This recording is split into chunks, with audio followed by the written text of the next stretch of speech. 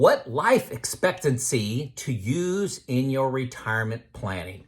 Guys, you know I recommend using the software New Retirement, link below. Best I've seen by far, sampled 4 or 5 of them.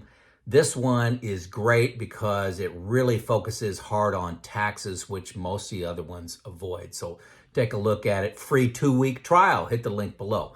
Hey, lots of debate. You know, some people say 80, some say 85, some say 90, 95. It's all over the place. How am I taking all that information? What decisions am I making inside of my plan? So, hey, just as a refresher, if I look at 60, I'm actually 58, but if I look at a 60-year-old male, their life expectancy is 21 more years. So that's 81. And that's from the National Vital Statistics Reports dated 2020. So pretty accurate, or pretty timely rather. More stats, just a different way of looking at this is the number of survivors of 100,000 males. 100,000 males born, how many make it to 80? Well, it's only 44,661, or 45% of the people are going to make it to 80. Now that's starting at age 0, so you got to take that with a grain of salt. Okay, now that 80-year-old person, they're going to have a 33% chance of dying by 85. So if you're 80, 33% of 1 out of every 3 of us are going to not make it to 85. So that same 80-year-old, 67% of us are not going to make it to 90. A lot of numbers. So 80, 85, 90, you could put together a case for everything. That's why there's all these YouTube videos out there on what age. But, hey, I'm special, right? How do you account for hereditary issues? How long your parents have lived, your grandparents have lived, lifestyle stress. These numbers that, say you're going to live to 81, that's everybody. And everybody likes to believe they're special. Also, one of the biggest ones for me is, what are advances in medicine going to be over the next 30 years? You can't even dream that. That makes me want to lean a little bit more towards the high side, that there will be a lot of things that make me prolong life, make me a little healthier over the next 30 years. I plan to eat right. I am eating right, exercising. I retired early.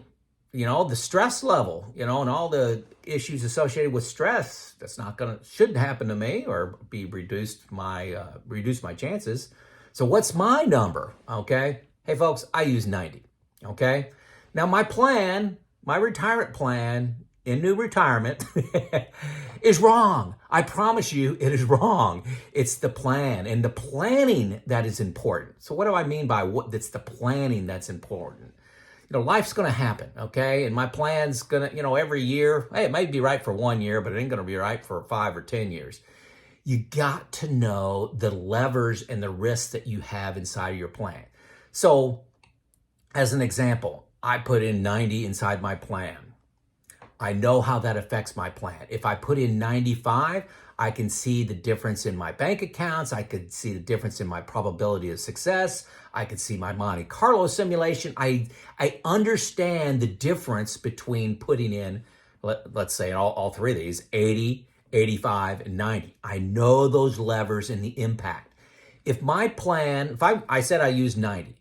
If my plan does not solve and I can't retire now at 90, hey, if I put in 85 and it solves, I freaking retire, okay? I understand the risks that I'm taking, but I choose to retire and choose to have that epic journey. I know it has a risk, okay?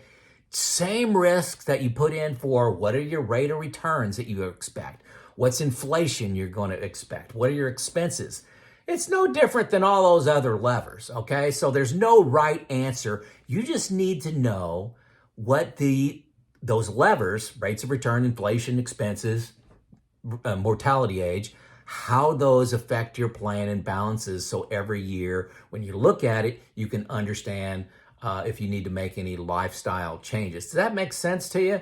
So I usually ask, what's the risk of being wrong? Okay, I put in 90. What's the risk of being wrong? Well, I may not retire early enough, so that way I stress test it on the way down and say, hey, how about 85? 80 may be a little lean for me, a little too high risk for me, but I'd like to know exactly what that is. If mine did solve at 80 and say I got a 65% probability of success and I hated my job, I may go, okay, may retire early. So, and then on the other side, what's the risk of running out of money? Okay, one of the reasons I'm delaying Social Security, at least that's my plan, is I want to have that as a backstop of, or a safety net of how much money I have. So if I live to be 90 or 95, I still got Social Security maxed out. So that's how I look at things. 85, 90, 95 could be right for you, but know why. Know why and how much they affect your plan.